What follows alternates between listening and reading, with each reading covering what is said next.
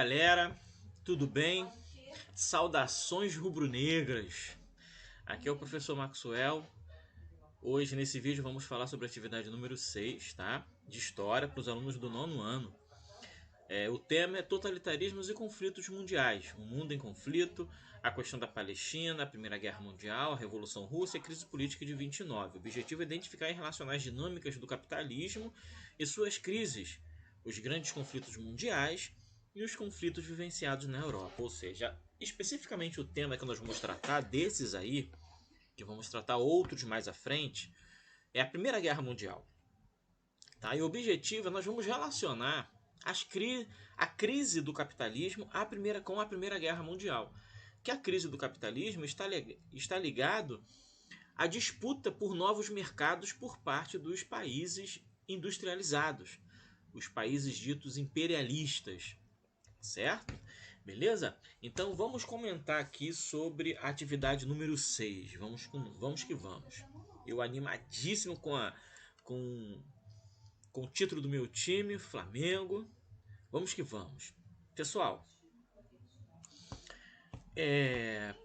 eu não vou ler o texto, porque o texto está bem tranquilo. Eu vou falar sobre alguns conceitos que estão no texto, que provavelmente alguns de vocês ainda não conheçam, tá? Eu vou falar sobre esses conceitos que o texto fala para que vocês possam compreender durante a leitura, tá? Vamos lá. Primeiro conceito é a segunda Revolução Industrial. Professor, segunda? Sim, nós estamos na quarta Revolução Industrial. A primeira foi lá no século XVIII, perdão, certo? A segunda foi no final do século XIX para o XX. A terceira foi no final da Segunda Guerra Mundial. Nós estamos vivendo a quarta Revolução Industrial. Quando eu falo a segunda Revolução Industrial, eu estou falando do momento do desenvolvimento tecnológico que o mundo passou da virada do século XIX para o século XX, né? Onde foi desenvolvido várias fontes, né, de combustível, né? Várias fontes de energia, né? Exemplificado aí pelo desenvolvimento da energia elétrica, por exemplo, né? O desenvolvimento do motor de combustão interna. Ué, pessoal, tinha motor de combustão externa? Sim, as Marias Fumaças, por exemplo, né? Onde o motor era suprido externamente, né? Com ali carvão, né? Na fornalha, para a fornalha fazer pressão e movimentar as máquinas, né? Então, na segunda Revolução Industrial, vai ser desenvolvido o motor de combustão interno, que vai dar a possibilidade de desenvolvimento de automóveis, por exemplo, desenvolvimento de aeronaves, né? Entre outros, moto, entre outros avanços tecnológicos, certo? Outra característica desse momento da segunda Revolução Industrial vai ser o descobrimento do petróleo e a sua utilização, né? Que vai ser especificamente para combustível. E entre outras coisas, né? Do petróleo vem o gás de cozinha, que é um combustível, vem o querosene, vem a gasolina, né? Então, a terceira Revolução Industrial, nós teremos um desenvolvimento tecnológico em termos de impulsionar a produção, né? Novos tipos de combustíveis, de produção de energia, aonde nós vamos impulsionar ainda mais a nossa produção, a produção mundial, certo? Um outro conceito importante aqui é o imperialismo neocolonialismo, né? O imperialismo ou neocolonialismo, que basicamente é a mesma coisa, vai ser um segundo período de colonização. O primeiro período foi na época das expansões marítimas, que vocês aprenderam no 7º ano. O imperialismo ou neocolonialismo vai acontecer exatamente na segunda metade do século XIX até a primeira metade do século XX, aonde os países já industrializados eles vão controlar outras regiões com o objetivo de exploração da mão de obra e de matéria-prima, né? As grandes regiões que vão ser atacadas pelos países imperialistas ou países industrializados vai ser a África e a China. O próprio exemplo aí, né, da figurinha aí da charge mostra os países europeus, basicamente, né, incluindo a China, né, também, repartindo a China, né, a China sendo representada aí por uma pizza. Certo? Deixa eu passar minha imagem para cá, né? E também a África. A África vai ser outra região que vai ser repartida entre os países imperialistas. Tá aí, né? Exemplificando que as riquezas da África foram divididas entre Europa e América. Certo? Um outro conceito que está no texto também importante vocês saberem é o nacionalismo. O nacionalismo é nada mais nada menos, né, traduzindo em modos gerais, é o sentimento nacionalista, o sentimento exacerbado nacionalista, né? Aquela pessoa que valoriza muito a sua cultura nacional de modo a menosprezar as outras, né? Aí já seria algo ligado à questão da xenofobia, né? O nacionalismo, né? Ele tem essa característica também, né? Não é só você exaltar elementos nacionais, né? Gostar do seu país, é você em função dessa valorização extrema ao seu país, você começa a desrespeitar, a afastar pessoas de outras nacionalidades, principalmente do seu país, né? Que envolve já a questão da xenofobia, certo? Beleza? Continuando no texto, né? Esse texto fala sobre o processo imperialista que eu expliquei, né? Imperialismo ou neocolonialismo vai ser o imperialismo ou neocolonialismo, como eu havia falado, é o processo em que os países industrializados vão invadir outras regiões para controlar a produção dessas regiões, certo? Explorar a mão de obra e os recursos naturais principalmente, né? A Primeira Guerra Mundial ela vai surgir em função dessa disputa dos países imperialistas, certo? Os países imperialistas eles vão formar dois blocos grandes, a Tríplice Entente e a Tríplice Aliança, certo? E um desses países vão declarar guerra ao outro. Ora, um declarando guerra ao outro, os demais que formam os dois grupos vão ser obrigados a se degladiar, estourando aí a Primeira Guerra Mundial. Deixa eu voltar com minha foto aqui para baixo. Vamos falar sobre outros conceitos. Belle Époque, né? O que é Belle Époque, professor? Vai ser no meado do século XIX, vai ser uma reforma que Paris vai passar. Paris vai passar por uma reforma onde vai modernizar a sua estrutura urbana, né? Colocar ruas largas, né? Praças largas, né? Saneamento básico e etc. O nome desse processo na qual Paris vai passar vai ser chamado de Belle Époque e que inclusive vai ser copiado no Rio de Janeiro, né? Na chamada Reforma Pereira Passos, certo? Imperialismo, nós já vimos, certo?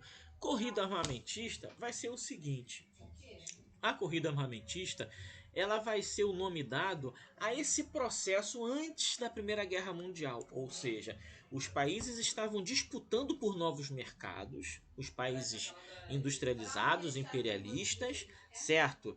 Não havia conflito, mas todos os países estavam já prevendo um possível conflito em função dessa disputa, certo? Então, enquanto eles estavam disputando por novos mercados, o controle de novos territórios, mesmo sem ter conflito direto, eles estavam se armando, produzindo arma, organizando seus exércitos, porque eles já esperavam a eclosão de um possível conflito. Então, esse período anterior à Primeira Guerra Mundial, em que não houve guerra, mas os países estavam se armando, vai ser chamado de corrida armamentista, certo?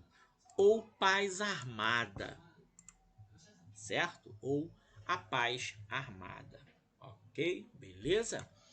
Vamos seguir então. Aqui o texto finaliza dando características, né, do que foi, porque a Segunda Guerra Mundial ela vai ser caracterizada, né, por dois elementos básicos, né? A primeira fase que vai ser a segunda fase que vai ser chamada de Guerra de Trincheiras, né, que vai explicar aí o texto, e a Guerra de Movimentos, que já é caminhando para o final, tá? Questão 1. Deixa eu voltar com minha imagem para cá. Conforme sabemos, os preparativos da Primeira Guerra Mundial já aconteciam ao longo do século XIX. Né? A paz armada, né? Corrida armamentista. Partindo dessa premissa, indique a relação existente entre imperialismo e a deflagração da Primeira Guerra Mundial. Eu acabei de explicar nesse vídeo, tá? E questão 2. Com base no texto e nas suas reflexões acima, né? É lógico, após a leitura do texto, certo? Responda as questões. A. Qual era o objetivo das alianças militares no contexto anterior à Primeira Guerra Mundial? Está no texto. B. Opa, deixa eu voltar. Fui demais. Certo. Isso, é esse aqui. Opa, volta. Desculpem, gente. Né? B. É possível afirmar que a paz armada contribuiu para o início do desenvolvimento da guerra? Eu falei sobre isso também ainda agora. Explique sua resposta. C. Atualmente há a ideia de que armar as pessoas terá como consequência maior segurança para a população, né? O nosso atual governo aí. Como você avalia essa ideia, tomando como referência as consequências da paz armada no contexto da Primeira Guerra Mundial? Beleza? Tranquilo, né? Questão 3. Vocês vão ler atentamente esse texto, tá? Né? Que está falando um pouco sobre a guerra. Essa questão aqui. Aí embaixo. Os fragmentos apresentam o depoimento de 2 soldados, um inglês e um outro alemão, né? De grupos diferentes. O alemão da Tríplice Aliança e o inglês da Tríplice Entente, né? Durante a Primeira Guerra Mundial. Apesar de estarem lados opostos no conflito, percebemos alguns traços que os assemelham, o que os tornam parecidos, né? Em situações parecidas. A. Identifique 2 características que estejam presentes em ambos os textos e expressem os sentimentos comuns dos combates nessa fase da Primeira Guerra Mundial. B. Durante o confronto, qual era o maior valor da vida humana? Aponte trechos e dos depoimentos que justifiquem a sua resposta. Beleza? Os fragmentos, mais uma pergunta referente à questão anterior. Ainda é a questão anterior, não é a questão 4 ainda não. Os fragmentos apresentam o depoimento de 2 soldados, um inglês e um outro alemão, durante a Primeira Guerra Mundial. Opa, desculpem, gente, eu acabei repetindo, isso aqui nós já falamos, né? Então vamos para a questão número 4. Tá? Leia o texto a seguir. Né? Você vai ler o texto, tá? Aí já não é sobre a Primeira Guerra Mundial, sobre a Revolução Russa, tá? A pergunta é, com base nas informações acima e na análise da bandeira ao lado, né? É uma bandeira da antiga União Soviética, né? A bandeira comunista, né? A foice e o martelo aí, né? Indique o motivo da Rússia ter saído da Primeira Guerra Mundial. Né? Vamos ler esse fragmento de texto. Que a Rússia czarista estava madura para a revolução. Merecia muitíssimo uma revolução. E, na verdade, essa revolução certamente derrubaria o czarismo. Já fora aceito por todo observador sensato no panorama mundial desde a década de 1870. Né? A Rússia ela passa por uma revolução socialista que derruba o czarismo, que é o antigo sistema político que governava a Rússia, e a Rússia passa a ser socialista, né? Com a bandeira comunista. Deixa de ser chamada de Rússia, mais adiante vai ser chamada da União das Repúblicas Socialistas Soviéticas. Então aí você vai responder: pesquisa sobre a Revolução Russa, tá? Com base nas informações acima e análise da bandeira ao lado, indique o motivo da Rússia ter saído da Primeira Guerra Mundial. Tá? 5. Pesquise em livros ou na internet e caracterize o grau de envolvimento do Brasil no conflito da Primeira Guerra Mundial. Okay? O Brasil ele vai participar da Primeira Guerra Mundial? Vai. Mas ele não vai participar de forma direta, ou seja, mandando soldados como aconteceu na Segunda Guerra Mundial. Ele vai participar de forma indireta. Vai enviar pessoas, mas para atuar em outras frentes, ok? ok? E vocês vão fazer aquela pesquisa bacana para poder responder. Beleza, gente?